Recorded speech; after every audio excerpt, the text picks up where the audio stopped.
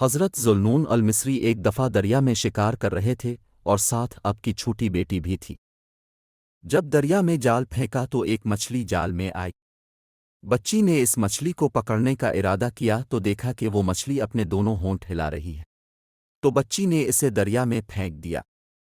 حضرت ذوالنون مصری نے اپنی بیٹی سے فرمایا کہ بیٹی تو نے ہماری محنت کو ضائع کر دیا۔ بچی نے عرض کیا کہ جو چیز اللہ پاک کا ذکر کرتی ہو میں اسے کھانے کے لیے راضی نہیں ہوں۔ حضرت ذوالنون مصری نے فرمایا، اے بیٹی اب ہم کیا کریں؟ بچی نے کہا کہ ہم اللہ پاک پر توکل کریں گے اور وہ ہمیں ایسی مخلوق سے رزق دے گا جو اللہ پاک کا ذکر نہیں کرتی۔ چنانچہ اپنے شکار چھوڑ دیا اور دونوں باپ بیٹی شام تک اللہ پر توکل کر کے ٹھہرے رہے۔ شام تک ان کے پاس کوئی چیز نہ آئی۔ جب عشاء کا وقت ہوا تو ان دونوں پر اللہ تعالیٰ نے آسمان سے دسترخوان اتارا۔ اس میں طرح طرح کے کھانے تھے اور یہ 12 سال تک ہر رات نازل ہوتا رہا۔ حضرت ذوالنون مصری نے گمان کیا کہ یہ دسترخوان میری عبادت، نماز، روزہ اور فرمانبرداری کی وجہ سے نازل ہوتا ہے۔ جب آپ کی بیٹی فوت ہو گئی تو وہ دسترخوان نازل ہونا بند ہو گیا۔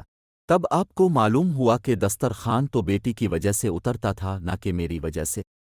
پھر آپ نے اپنے گمان سے رجوع کی، اور جو اللہ پر بھروسہ کرے تو وہ اسے کافی ہے، بے شک اللہ اپنا کام پورا کرنے والا ہے۔ اللہ پاک ہمیں بھی توکل کرنے کی توفیق عطا فرمائے۔ آمین۔